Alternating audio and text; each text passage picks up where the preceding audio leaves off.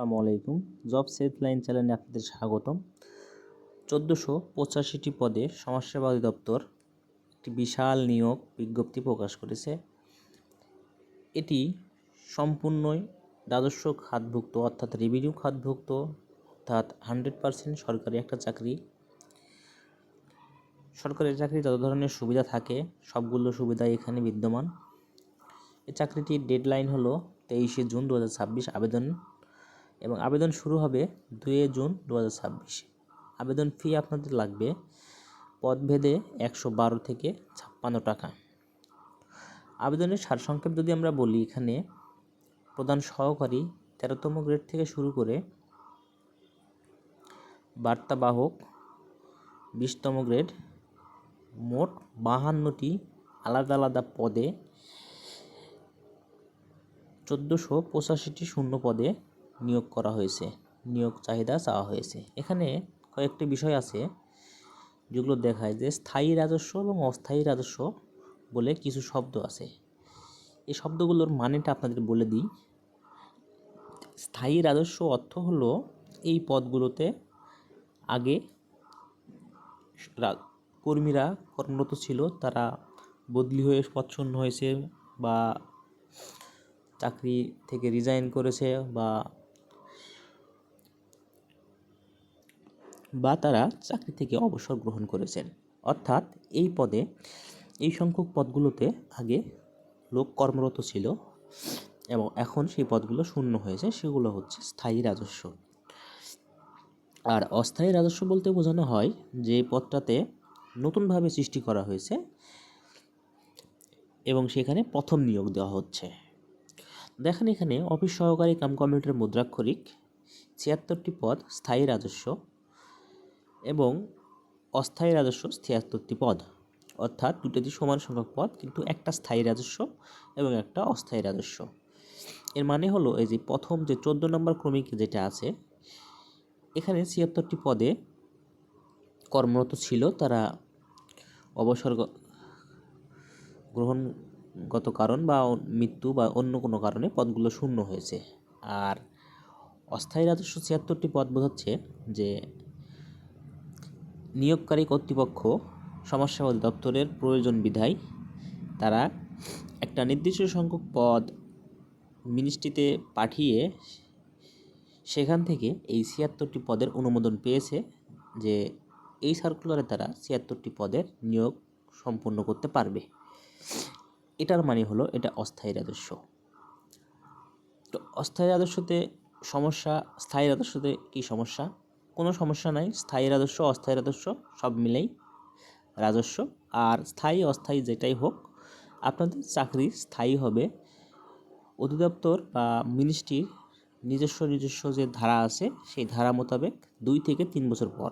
এমনকি আপনারা বিসিএস ক্যাডারদের চাকরিটাও 2 বছর পরে স্থায়ী হয়, তাদেরকে বলা হয় গেজেটভুক্ত হওয়া।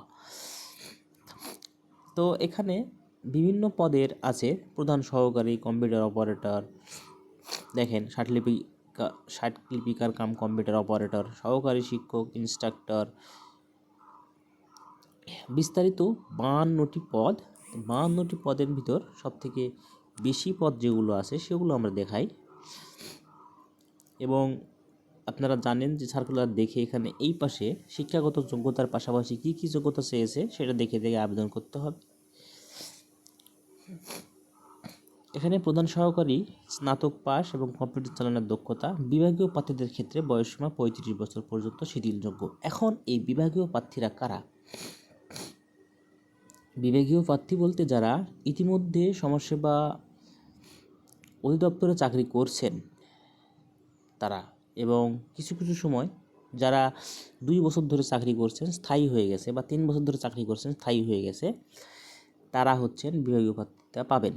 এটা তাদের কর্তৃপক্ষের সাথে কীভাবে ডিলিংস করবেন সেটার উপর নির্ভর করবে। নতুনদের ক্ষেত্রে একটু সমস্যা হতে পারে, তবে যারা শুধুমাত্র ওইখানে চাকরি করেন, এই সমাজসেবা অধিদপ্তরে চাকরি করেন, তারাই মনে করেন একজন ভাই বা বোন অফিস সহায়ক পদে চাকরি করেন সমাজসেবা অধিদপ্তরে, তিনি যদি সমাজসেবা অধিদপ্তরের এই সার্কুলারটাতে আবেদন করতে চান তাহলে তিনি বিভাগীয় প্রার্থীর ক্ষেত্রে প্রযোজ্য তা পাবেন এবং তাকে যথাযথ কর্তৃপক্ষের মাধ্যমে আবেদন করতে হবে। এখন আপনি বিভাগীয় প্রার্থী বলতে যদি আপনি মনে করেন যে আমি রাজশাহী বিভাগ, আমি ঢাকা বিভাগ, আমি চট্টগ্রাম বিভাগ, এই বিভাগটা সেই বিভাগটা না। এটা হলো বিভাগীয় প্রার্থী বলতে বোঝায় আপনি সেই অধিদপ্তরের আন্ডারে চাকরি করেন কি না। আর কম্পিউটারের যোগ্যতা যাদের নাই, সার্টিফিকেট ম্যাটার করে না, আবার করে, থাকাটা অনেক বেশি ভালো, সেফ। এর পাশাপাশি যেটা থাকা খুবই গুরুত্বপূর্ণ সেটা হলো আপনার গতি। বাংলায় 25 শব্দ, ইংরেজিতে 30 শব্দ, যেমন এটা চাইছে 13 গ্রেডে কম্পিউটার অপারেটর পদে। তারপরে দেখেন 60 লিপিকার কাম কম্পিউটার অপারেটর, এখানে চেয়েছে 60 লিপিতে 50-80 আর কম্পিউটারে 25-30। তো এইগুলো হচ্ছে মেইন ফ্যাক্টর। আপনাকে এটা আপনি সবই পাস করলেন, অর্থাৎ আপনি প্রিলি যদি হয় প্রিলি পাস করলেন, রিটেন যদি হয় রিটেন পাস করলেন, তারপরে আপনাকে কম্পিউটারে ডাকবে। এই কম্পিউটার রিলেটেড যেগুলো যোগ্যতা চাওয়া হয়েছে সেগুলোতে আবশ্যিকভাবে কম্পিউটারে ডাকবে। এই কম্পিউটারে আপনাকে পাস করতে হবে। 10 মিনিট আন্ডার পরীক্ষা হবে কম্পিউটারে, সেখানে আপনাকে পাস করতে হবে এবং 96% মিনিমাম আপনাকে কারেক্ট করতে হবে লেখাগুলো। এর নিচে হইলে আপনাকে হবে না। যদি কম্পিউটার কাউন্সিলে হয় পরীক্ষাটা, তাহলে তো আপনাকে 96% করতেই হবে। আর অন্য কোথাও হলে সেটা ম্যাটার করে। এখন কোথায় হবে সেটা কর্তৃপক্ষের সাথে ডিল হবে, সেটা আপনার আমার বিষয় না। আপনার আমার বিষয় হলো প্রস্তুতিটা সেরে রাখা। তো যারা কম্পিউটার পারেন না বা কম্পিউটারের যাদের গতি নাই, তাদেরকে আমি এই গতি চাওয়াগুলোতে অ্যাপ্লিকেশন করতে উৎসাহিত করব না। 2 থেকে 3 মাসের সময়ের ভিতর পরীক্ষাটি হওয়ার সম্ভাবনা বেশি আছে। এবং এর প্রিপারেশান বা পরীক্ষা বলতে কি হয় সেটা হচ্ছে আপনার যে এইগুলা সাধারণত MCQ plus practical plus viva হয়। যেমন আমি ইউনিয়ন সমাজকর্মী পদে 16 গ্রেড ভাইবা দিয়েছিলাম। তো সেখানে আমাদের এমসিকিউ হয়েছিল, তারপরে হয়েছিল ভাইবা, 2 ধাপেই সমাপ্ত। এবং তারপরে প্যানেলও হয়েছিল সম্ভবত। তো এটাই হলো যে যখন একটা পদে প্রতি পদের বিপরীতে প্রার্থী সংখ্যা অনেক বেশি হয়, তখন সেখানে MCQ plus written plus practical প্রযোজ্য ক্ষেত্রে প্লাস ভাইবা হয়। আর যখন স্বাভাবিক থাকে, যেমন এখানে 312টি পদ ইউনিয়ন সমাজকর্মী, এই পদটাতে আমি ভাইবা দিয়েছিলাম,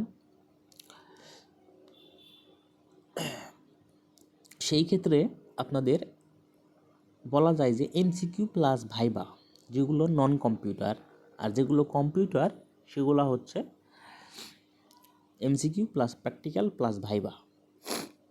এখন আরও কিছু টেকনিক্যাল বিষয়গুলো আছে, টেকনিক্যাল সাবজেক্ট, যে যে সার্টিফিকেট চেয়েছে সেই সার্টিফিকেট ছাড়া আপনারা আবেদন করতে যাবেন না।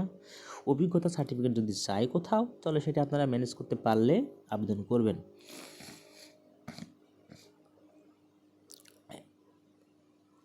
আর বিভাগীয় প্রার্থীরা যদি বিভাগীয় পরিচয় দিয়ে চাকরি পরীক্ষায় অংশগ্রহণ করতে চান, তাহলে অবশ্যই যথাযথ কর্তৃপক্ষের মাধ্যমে আবেদন করবেন। আমরা নিয়মিতভাবে এই পরীক্ষাগুলোর আপডেট আপনাদের দিব এবং প্রস্তুতিমূলক বিভিন্ন প্রশ্ন দিব। এর পাশাপাশি যদি অন্য কিছু চাকরি পরীক্ষার জন্য আপনাদের লাগে, প্রশ্ন বিষয় জানতে হয়, তাহলে আমাদের ইউটিউব চ্যানেলের ভিডিওর নিচে কমেন্ট করবেন। ধন্যবাদ সকলকে। আসসালামু আলাইকুম।